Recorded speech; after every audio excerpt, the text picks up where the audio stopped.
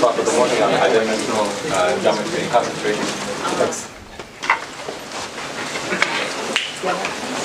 So this lecture is about multiplying two polynomials given by their coefficients.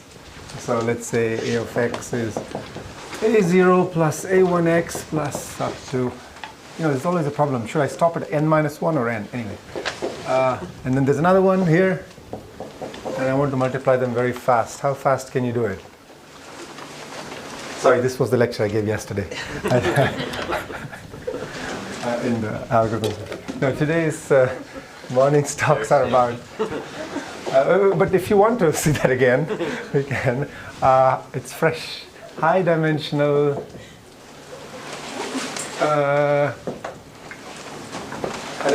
geometry. And concentration. I will avoid the question of what this has to do with data science. I'm sure there are very good answers. One drawback of using the board is that I don't get to put down an outline of the talk. But I guess we should do that anyway, right? So you know which parts you can skip out for. Is this? So here's the rough outline. Please interrupt at any point. I have several examples to work out. Some more laborious than others, and we can certainly go different ways. But here's the outline. So sort of one general theme is that you've got lots of these points in high-dimensional space or a distribution in high-dimensional space data, right? And is there some structure that will make things easier for us? So an aspect that we'll try to address is the volume distribution. Just think of it as our distribution of mass. Can we say something about this in general? So to understand this, we'll do a few examples. And then we'll get to the Brun-Minkowski theorem, which I will prove and then apply to get two different interesting results. So two apps. And then the Prekopa-Leinler theorem, which is takes us from convex bodies to functions, and apply that once or twice, I forget, but one or two apps. And then concentration of Lipschitz functions that don't change too much over reasonable distributions. So the classical version being Levy's concentration or Levy concentration, I guess. And then from this, we'll go to the existence of large Euclidean sections in these high-dimensional distributions or sets. So what's often called a Dvoretsky or generalized Dvoretsky theorem. Dvoretsky. And then we'll take another look at the last two topics and go to isoperimetry in high dimension. So that's the plan I've laid out so far. If we run out of topics, we can branch further. Okay. So just to see, the question you're asking is what structure in high dimensions makes problems tractable? That's sort of one entry point, one motivation, what structure. And the empirical answer seems to be some type of structure for tractability. And this is only an empirical answer. It's convexity. And I'll put that in quotes because it comes in different guises, and its extensions. Now, this is certainly not a complete answer. And just so I say it at least once, for example, if you want to solve linear equations over GF2, I don't know how to do it with a convex method. But as far as I know, that's the only counterexample. So anyway, This is the empirical answer. So this seems to be a useful thing to study, and so we'll do that. So very quick one-time recap. So we say K is convex, and K is a subset of n-dimensional Euclidean space. Dimension will be n, which means that if 2 points are in the set, then the segment is also in the set. So this buys us a lot of things, but let's see. The first couple of examples I want to do are about just a couple of facts. Let's recap a couple of facts in high dimension, because things change a little bit. The phenomenon changes a bit with dimension. So fact 1 is just that most of the volume, and this has actually got little to do with convexity, is near the boundary. So I want to quantify this. So you have some set, I'll call it K here, but it doesn't have to be convex. And if I, by near the boundary, I mean, suppose you look at a scaling of this, 1 minus epsilon K, and all we're saying is that the volume of 1 minus epsilon K, now this is n-dimensional volume, is 1 minus epsilon to the n times the volume of K. So if epsilon is already like 1 over n, you're getting a constant fraction of the volume. Right, so this is already a constant fraction. Okay. So, if you had some body, you just shrink it. Let's say it contains the unit ball. You shrink this by literally 1 minus 1 over n factor. So the width of this is actually less than 1 over n because I said it contains the unit ball. Right? More. Yeah, it's just a factor 1 minus 1 over n. So then you already catch half the volume. Okay. So most of it is near the boundary. This is actually maybe the second most famous quote. The most famous one is "One small step for a man." Yeah. The second one is by Imre Baranya. Everything interesting in a convex body happens near its boundary. And the third one, everybody knows the third one. It's by Kamal Jain. If my laptop can't do it, the universe can't do it. Or actually, he said the market, but okay. This is fact 1. Okay, great. Now, fact 2. So keep in mind fact 1 because it will play a role in fact 2. I guess this is visible still? Yeah, okay. Fact 2 is, or maybe I should be smart. Fact 2 is that most of I'll start with a ball, and I mean a Euclidean ball if I don't specify, is near a central hyperplane. And this again we will quantify. So I'm just talking about the Euclidean ball, the Euclidean norm less than or equal to 1, and take any central hyperplane going through the origin, so n minus 1 dimensional hyperplane, and we want to say that most of the mass is near this, in a band, in a narrow band around it. Okay, so let's quantify this as well. Just to get familiar with these volume computations. So if I consider a section at distance, say, t, and look at the section there, this is the section here, that's a lower dimensional ball, one lower dimensional ball, and its radius is square root of 1 minus t squared. So if I look at the volume of the section at 0, right, versus the volume of the section at distance t from the origin, this is the radius has changed from 1 to square root 1 minus t squared. So the volume, since these are n minus 1 dimensional objects now, is going to scale as 1 minus t squared to the half to the power of n minus 1, so this much. So that's the rate at which it's scaling, which is about e to the minus. So sort of familiar quantity, nt squared, okay? Like a Gaussian, it's dropping off. So now, if I put t is 1 over root n, you already get about half. It's dropped by half, and it's dropping geometrically. So by the time you reach constant over root n distance, so now we go to these bands, and this thickness here is only about 1 over root n. You already picked up half the mass. Ball of radius 1 over root n, you picked up half the mass. There was nothing special about this choice of hyperplane, so it's true for every central hyperplane.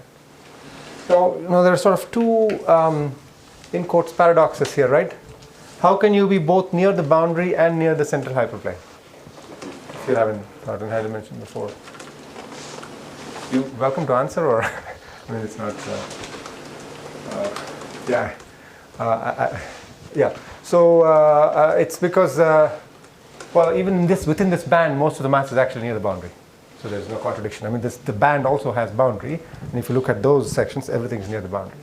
You could pose this in a slightly different way, which is to say, suppose I had 2 of these bands, right? Where is the intersection? It's also near the boundary, and indeed. Okay. So no contradiction, but yes, it gets highly concentrated.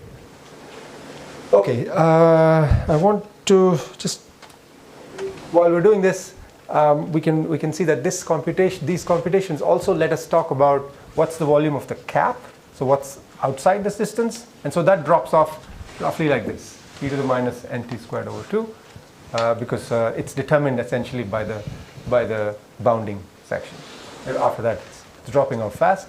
But now you can ask this more generally. Let me take a different shape, say a cube, so that we can do the computations explicitly again. And I take some direction, some unit vector, say u is a unit vector, and we ask what's the distribution of mass along u. Okay, same type of question. So now we're asking what is the probability that for a random x from the cube,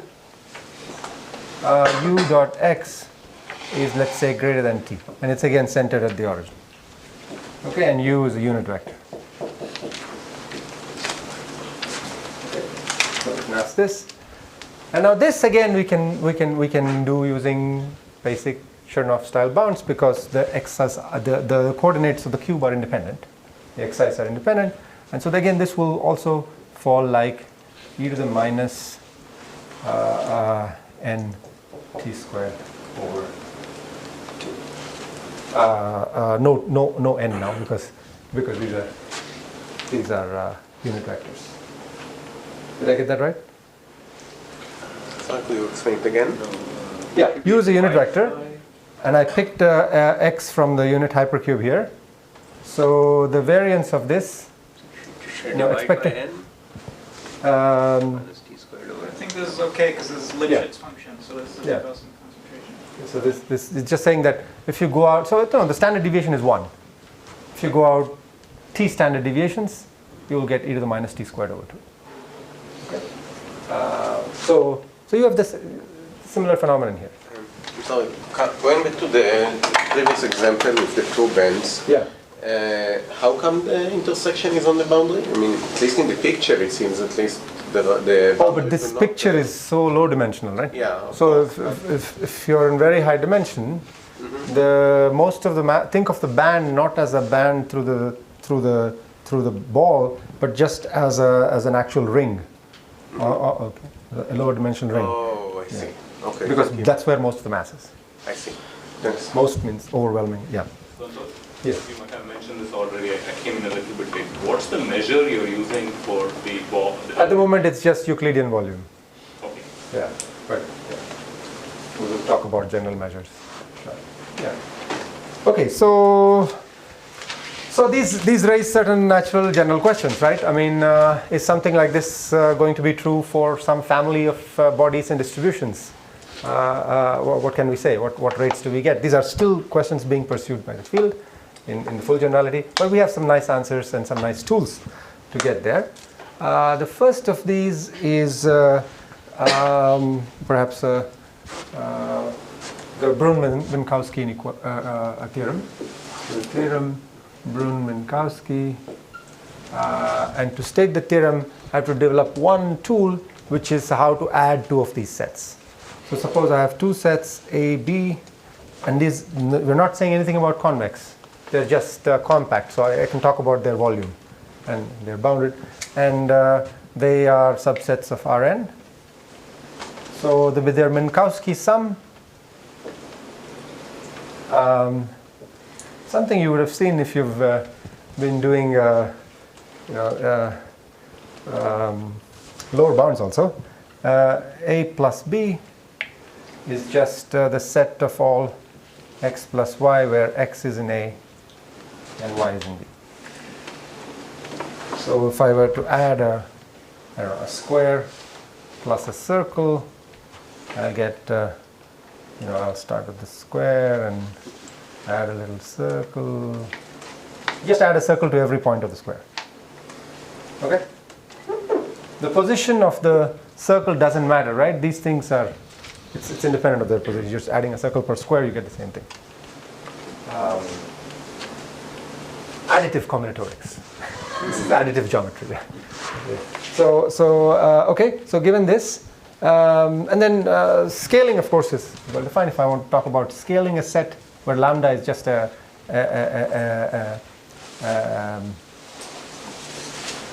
this is just the set of lambda x, where x is in A. Okay, so the motivation for the theorem is if I have two sets and they have volume, now I take their sum like this, or take a convex combination of them, what's the volume going to be? Okay, so that could be very different things depending on the shapes of the sets, but you expect that it shouldn't be too small because you're taking all these combinations, right? The set size of this sum shouldn't be too small. That's what the theorem is going to say, that for A, B, subset of Rn and compact, and lambda, just a convex combination multiplier, the volume of lambda A plus 1 minus lambda B to the 1 over n is at least lambda times volume of A to the 1 over n plus 1 minus lambda times volume of B to the 1 over n. Okay, so the volume to the 1 over n function is concave. Right? Well, we'll get to that in a minute. But this is a statement about two sets right now, and any multiplier.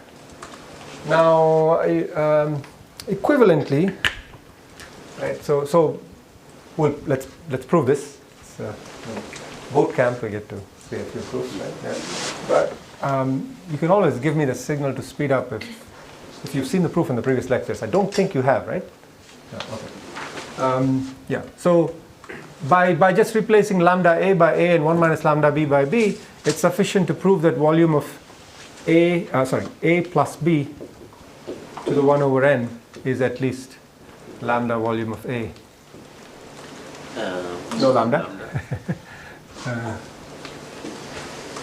What should I have there? 1 over n. Yeah. Plus. Okay, that's what I want. Got rid of it. Good. So how should we do this? So proof suffices to show this. So first let's do it for a very simple family of bodies, which will be just cuboids. Right. So boxes. And so suppose A is just a cuboid where the axis lengths are A1, A2, and so on. So it's 0, A1, cross, so on. And B similarly has axis lengths B1 through Bn. Okay, then the inequality we want to prove is what? And A plus B is just a box with lengths AI plus BI. So the inequality we want to prove is just product over I of AI plus BI to the 1 over n is at least product over I of AI to the 1 over n plus product over I BI to the 1 over n. Almost familiar, right? So, well, yeah, it is. So let's just divide. So what you want is that this is at least AI over AI plus BI to the 1 over n.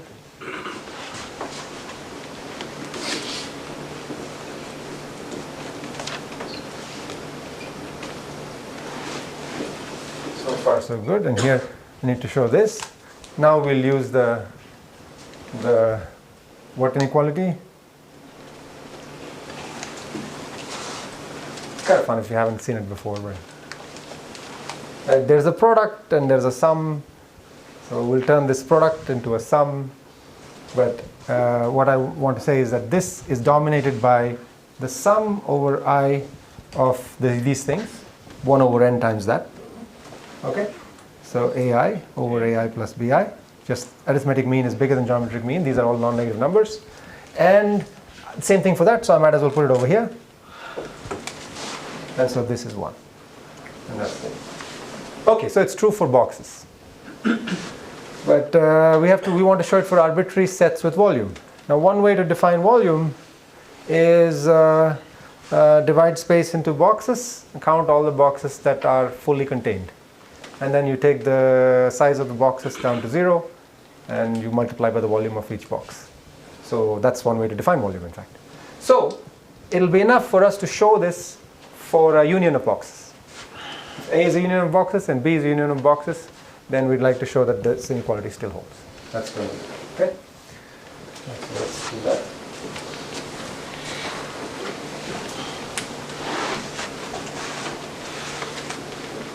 Yeah, so how should we do it if A is a union of boxes? So the boxes that constitute A themselves, A are disjoint, boxes that constitute D are disjoint, and we'd like to show that this holds for the union of boxes. So it's going to be by induction on the total number. So this is for a finite union. That's good enough for taking the limit. So we want to show that for any finite union, so let's say the total number of boxes is some number, and we're going to do an induction on the number of these boxes. Okay, so for one box, we already know it's true, right? Or even one box each. So one box each, we have it. So the base case is done. So now for the inductive case, you just need a way to cut it into smaller numbers of boxes, right? So I've got boxes for A. Now I'm just thinking of them as a union of boxes, right? They don't even have to make up a... Remember, it's just a compact set. It doesn't have to be connected. And then we have boxes for B. I don't know, they're somewhere. And how should I do induction? Right, we have to somehow partition them to get two sets with fewer numbers of boxes so I can apply the same. So simple claim is that there exists an axis parallel cut, parallel hyperplane, such that, so let's just take the boxes for A, such that each side contains at least one complete box. Each side of H, say H is the hyperplane, contains one complete box of A. Okay. So is that clear? In one dimension it's clear, right? Because otherwise they are all going to be intersecting pairwise. Okay. So what about in higher dimension?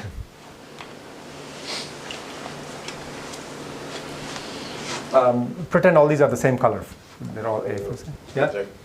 So we project to one dimension? Yes, but they might intersect. Yeah, we want that. What we want is a cut. So in this picture, for example, this would be good, right? I mean, this is great. It gives a complete partition.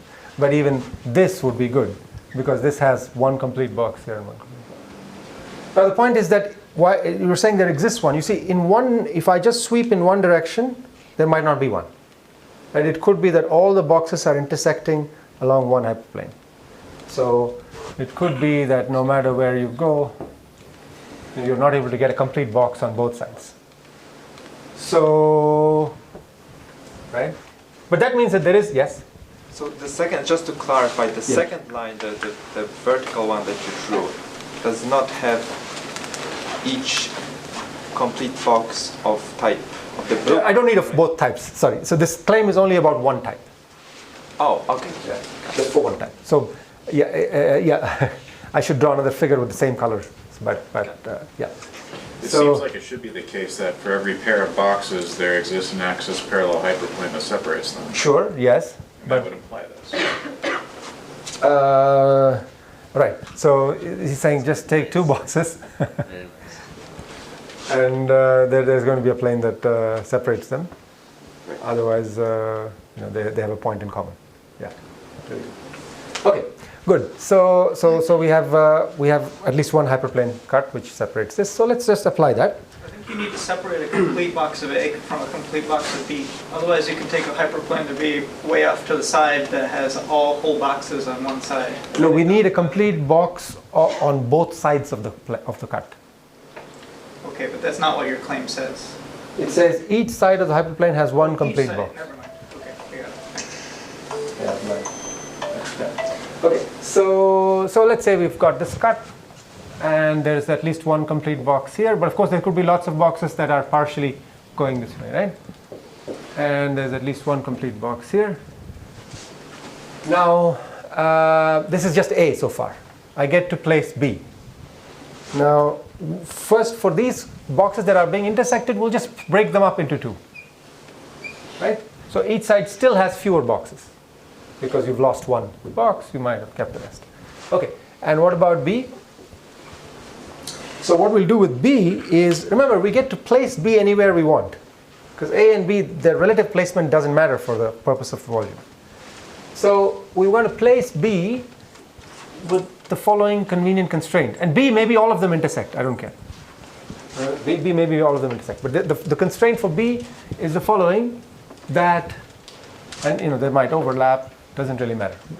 The constraint for B is that, so this hyperplane H is such that, let's call one side A plus and B plus. I really should stick to the colors, huh? And then A minus and B minus. So we're cutting B also by the same hyperplane? Yes, there's going to be one hyperplane, which was the one we chose for the purpose of cutting A, and now I'm just taking all of B's arrangement and placing it in a certain way. Okay, translating it to place it in a certain way. In fact, just a translation. And the translation is such that the volume of A plus, let's say, divided by the volume of B plus, this ratio, is equal to the volume of A minus divided by volume of B minus. Right, so same as volume of A over B. We're just keeping the fraction volume on two sides the same. That's it. So that obviously exists just by translation of B. Okay, now that we have that, we can go back to the proof. We want to bound what? The volume of A plus B to the 1 over n. The A is the union of all the boxes, basically. So it's at least going to be, let's just use the lower bound we get from each side separately. That's all. So it's at least going to be the volume of A plus B plus to the 1 over n, A minus plus B minus to 1 over n. Now we can use induction because these have fewer numbers of boxes, and we know that this is at least volume of A plus to the 1 over n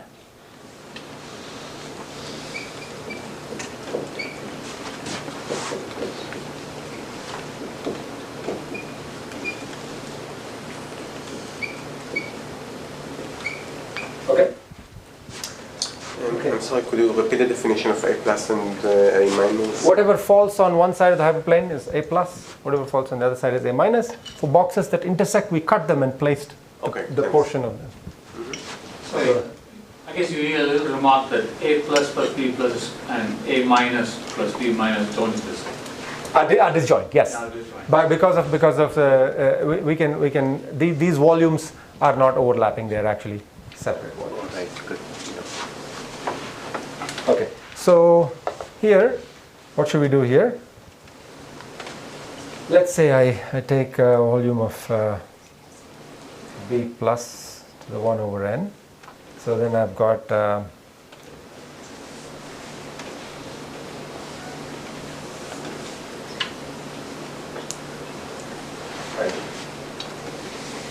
So far so good. We'll do the same thing here.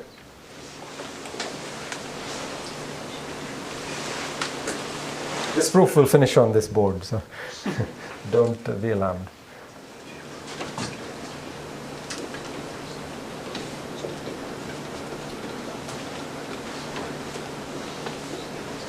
Okay, what is the point of this?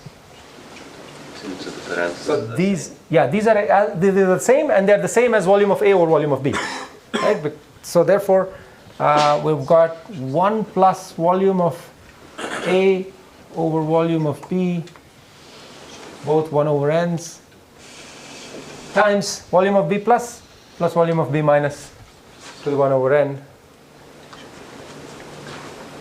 Am I doing something fishy?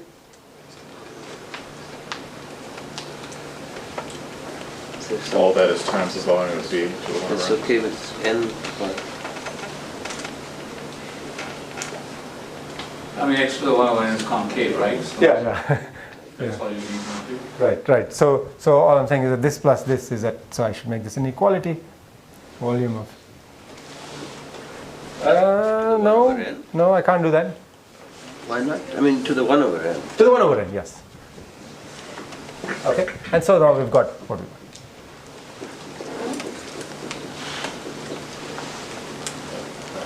Okay, so it's just an induction on the number of boxes.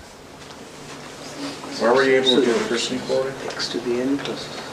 This one here? No, the first one. This one here? No, one more. Here. That one. Oh, because we're saying that the volume contributed by A plus plus B plus and A minus plus B minus are disjoint. That's 1 with x plus b. This is just one number of x and y. We're not overcounting any volume. That was the remark that Ravi made. Got it. I mean, that's not completely obvious, but you just take the hyperplane to be less than or equal to 0. Yeah. Then it's clear on this side you get positive coordinates in this case. Right. Yeah. So taking this hyperplane to be whatever x1 equal to 0, then there is no interference of intersection between these masses. So how do you guarantee this hyperplane always exists that satisfies that ratio? Yeah. So you see the relative placement of A and B doesn't matter. Okay. So we pick the hyperplanes to subdivide A so that we get one complete box on each side. And then we can, and of course we can translate A so that this hyperplane is at 0. Now we take B and we can do whatever we want with it. Translation, rotation. Not rotation. Sure, actually you can do any of that, but translation is all that will matter. Say you start completely on one side and you move it till you get the right ratio. Intermediate value. Okay, so this is Brun-Minkowski. Let's see a couple of applications of it, and then we'll go to the next step. So one application is to talk about the distribution of mass of convex bodies, like we were doing with the early examples. Right, so if you had a convex body, convex set here, okay, and I'm interested in the distribution of mass along some direction, say this direction. Like what is the distribution of mass of these sections as you go along? Okay. Now, so let's look at these sections. There's a section at each position along this axis, and let's say think of that as and this section is A of say x. It's a section at x. Now the section, and this is say A of y.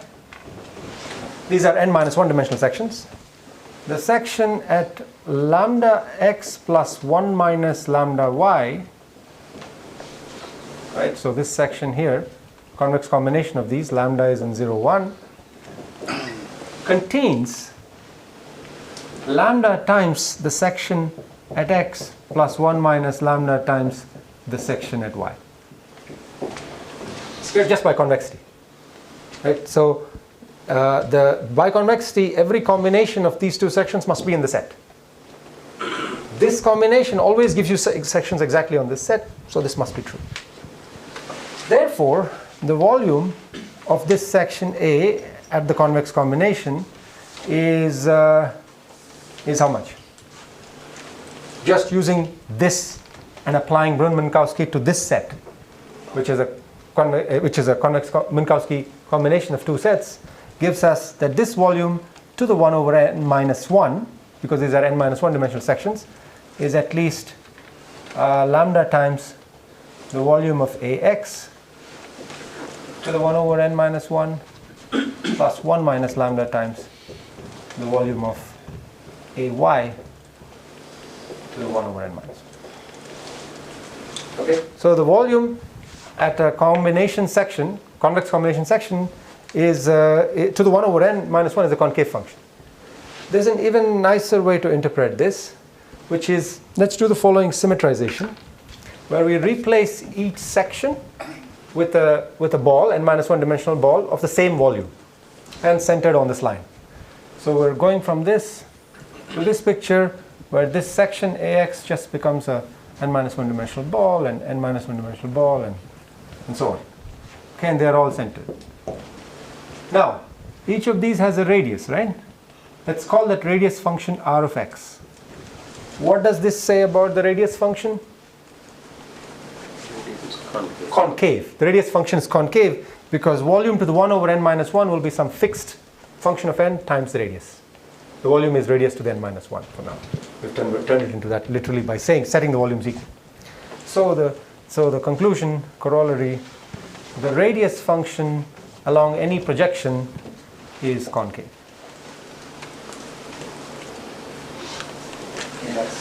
Sorry, what is this?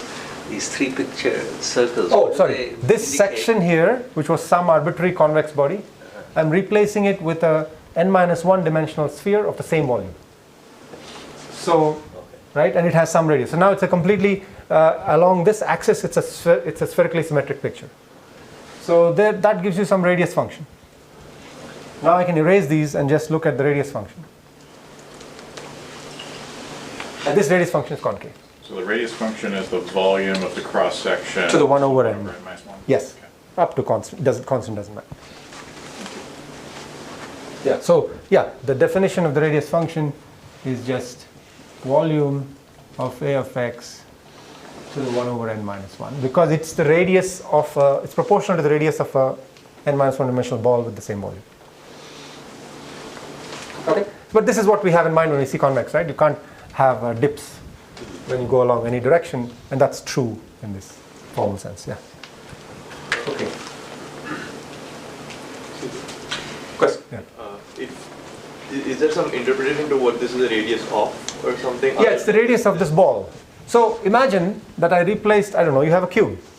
I'm going along some direction of the cube. Say even an axis parallel direction first. Replace each lower dimensional cube with a ball. It has some radius. Along an axis direction, that's constant. No, is this telling me something about the shape of the original convex body? Oh, only in terms of how it's increasing and decreasing. Yeah, in this one-dimensional projection, it's capturing the one-dimensional projection. It's capturing this marginal. Yeah. Yeah. So, second application of this, perhaps this is sort of a corollary. The second application is a theorem on its own. Does the radius function say something about like the expected distance from the center conditioned on what section you're on or something? Unfortunately not, because when you place it like a sphere here, like a ball, you actually bring it as close as possible to the origin for the same volume. It brings it as close as possible. So if you replaced, say, a cube section with a ball section, right, the distances will shrink. For the same volume, this, say volume 1, the cube only needs to have side length 1, and the ball will have radius constant root n. And yes, so could give some rough estimate, but in general, no, it's not.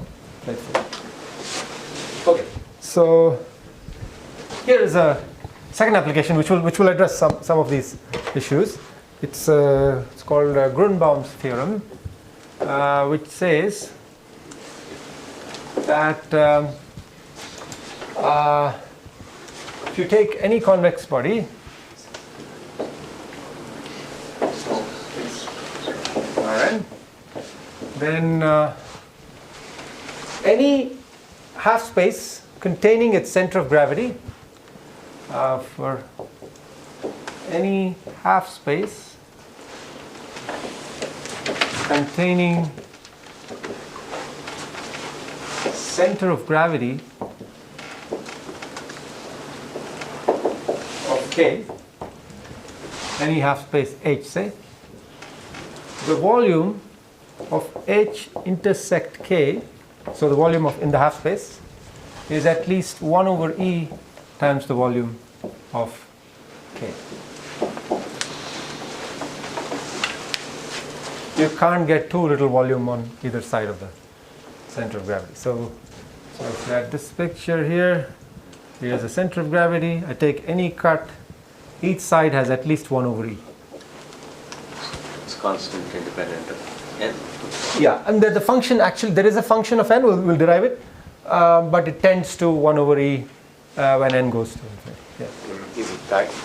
What? Is it tight? Yeah, so for any fixed dimension, it's slightly better than this. But this theorem is also true, for example, I haven't yet introduced log concave functions, but it's also true for any log concave function, and then indeed you get 1 over E. You can just take, for example, the exponential distribution in one dimension. Okay, so we have all the tools we need to prove this. In fact, we just need the Brun-Minkowski theorem. How should we proceed? This is at heart a one-dimensional problem. Yes? Could be that for sets it's strictly larger? It is, depending on the dimension. No, I mean like 1 over E plus 0.01. Oh, no. For sets, because if you cut the distribution, like I mean just a uniform distribution in a compact set. Yeah, no, it's still going to be, we'll see what it's going to be. It's going to be 1 minus 1 over n plus 1 to the n. This is the proof, but there is no, there's a set like this. Example for... No, we will derive the worst example. Okay. We will derive. It's not just a bound. So your answer, you will be completely happy by then. Is it your birthday? Or? No. So what should we do? What should step 1 be?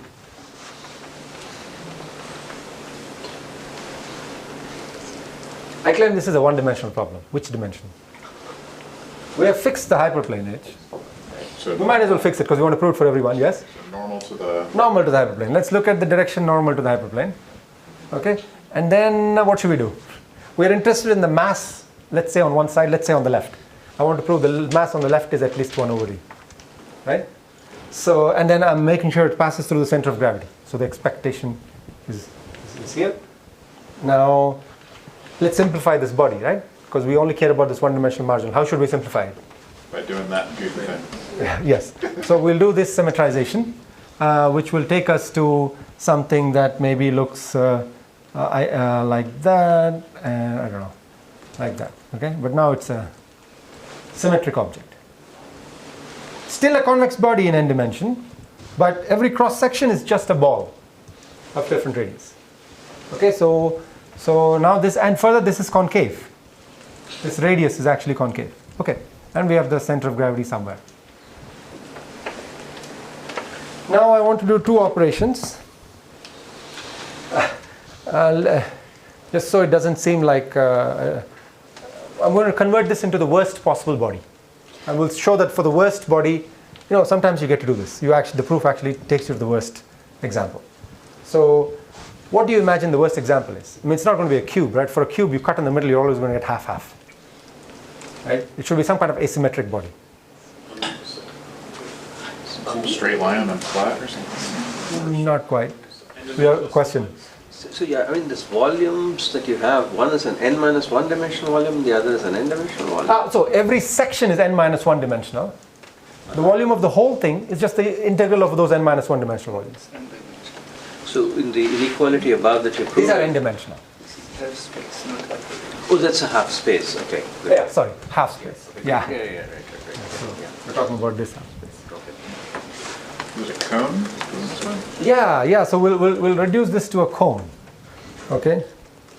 Now, right. So even in 2 dimensions, if you took a triangle and cut through the center of gravity, you don't get half. You get a little bit less than half. What's the definition of the center of gravity according to? Oh, good. The center of gravity, according to, the center of gravity is just, imagine the uniform, this is a compact, it's a convex body, it's a compact set. We can talk about its, the uniform distribution over this. So by this I just mean the integral over all points in your set of the uniform distribution. So 1 over volume of K times literally the average of all the points.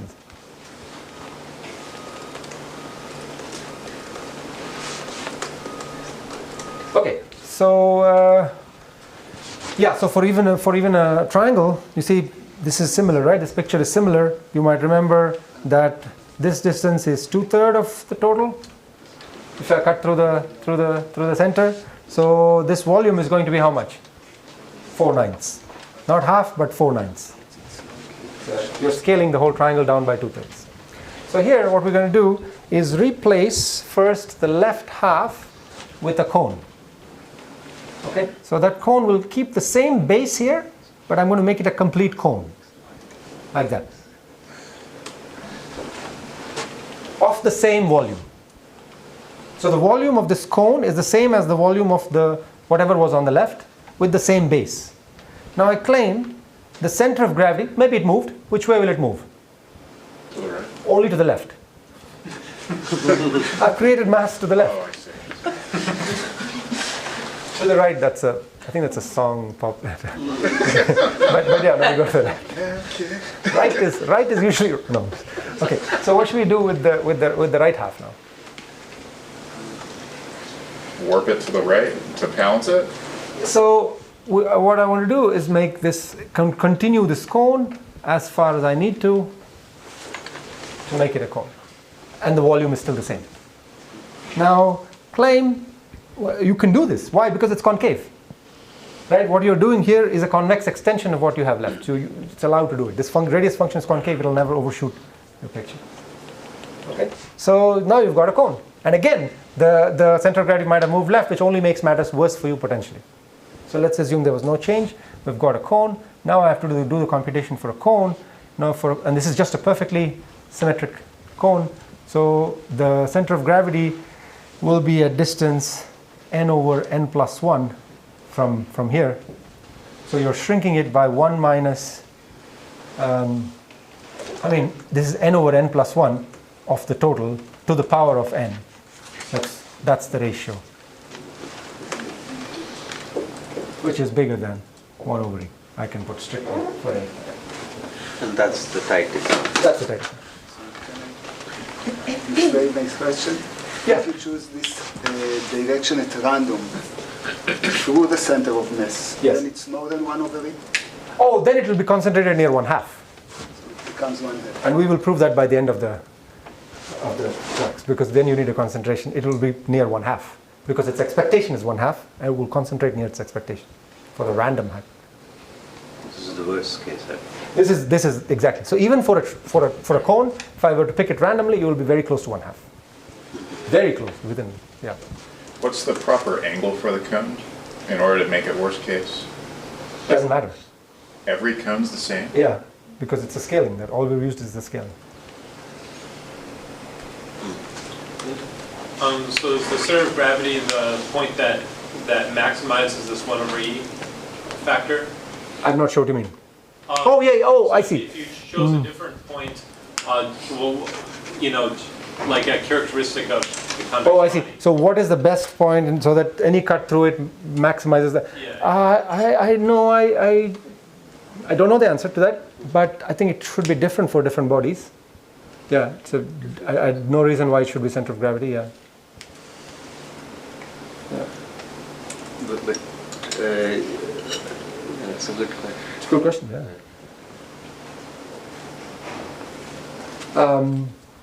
So I have 5 more minutes, right? So maybe I'll start off on the on Prekopa-Lindler. We're planning to prove it. Its proof will just use Brunt-Minkowski. Okay, so at least I can state the theorem here, begin the proof. We'll continue with that. And so yeah.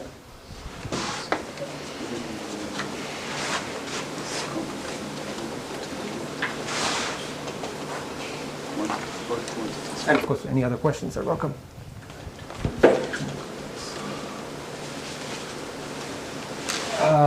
So now we move to functions. We were dealing with functions, but 0, 1 functions. 1 if you're in the set, 0 if you're outside the set. Now we're going to move to more general functions. And so the statement of the Prekopa-Lindler theorem, which is equivalent, one to the Brunt-Minkowski, you can prove one from the other and both ways, is the following. You have 3 functions now, f, g, h, which are n-dimensional and non-negative.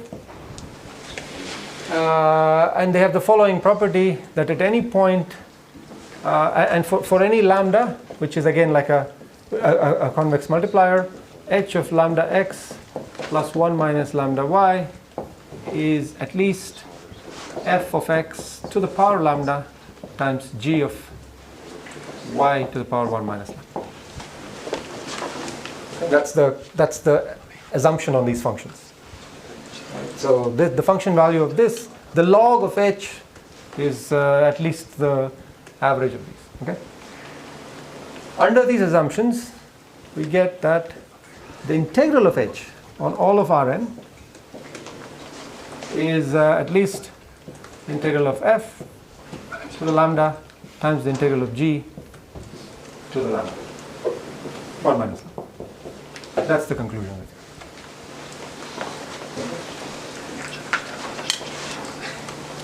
So maybe since we won't have time to actually prove it before the break, what I can instead do is the first application. Like why does this make sense, right? So application 1 is the following. So if we had just one function f, we say it's log concave if its logarithm is concave. So f is a function from Rn to non-negative numbers, and it satisfies this property that f of any convex combination is at least the geometric average at the 2 points that you're combining. Right, so the log of f is concave. These functions show up everywhere. So the indicator functions of convex bodies, Gaussian densities, anything with a convex function, e to the minus convex function here is log concave. You can multiply them. Clearly, if you multiply, you'll still preserve this property. Multiplication preserves log concavity. What is this telling us?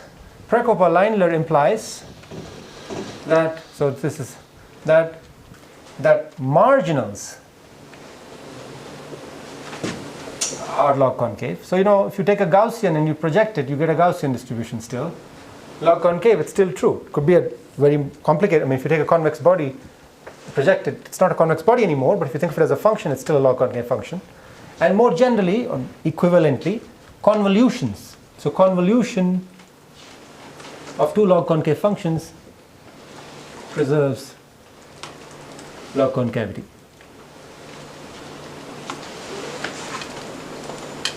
Okay, so to see the first one, apply this lemma with f, g, h equal to f. This is satisfied by definition of log concavity, and now it's saying that you get to do this. But before you apply, let's say I want to prove that a particular marginal, say a marginal along x1 up to xk is log concave. So I just integrate away xk plus 1 to xn. What's the definition of a marginal? This is it. you pick, so capital F of x1 through xk is equal to this. This is the marginal along x1 through xk. You could do margins along with, and so it's like a projection, right? You're projecting to the first k coordinates. And the claim is that projection preserves log concavity. Why? Apply this. Right? You define this function here. You can see that this f satisfies what we want. Therefore, the integrals up to fix x1 through xk. And for each fixed x1 through xk, Prokop-Linear tells you that you satisfy what you want. Therefore, capital F is log concave. Convolution proof is very similar. What is convolution? And I'll stop there. Convolution is integral of f of, say, z times g of x minus z dz. Okay? And this integral is over z. This is the function value at some x. And we want to say that if f and g are both log concave, then capital F is also log concave. Why? Think of this product function as one log concave function, say capital G of x and z. And it's log concave because this is log concave and that's log concave, the product is log concave. And now capital F is just a marginal. You're integrating away half the, whatever, one subset of the coordinates. Half the coordinates. So convolution is log concave, projections of log concave functions are log concave, which is a very useful property. Yes? So in the statement of the theorem, can we replace Rn with any subset we are integrating on? Instead of integrating over Rn, could it be any set? Maybe I'll answer it in the second half because we'll prove it. Okay. And then let's check. It will be an interactive check. I guess we'll stop here.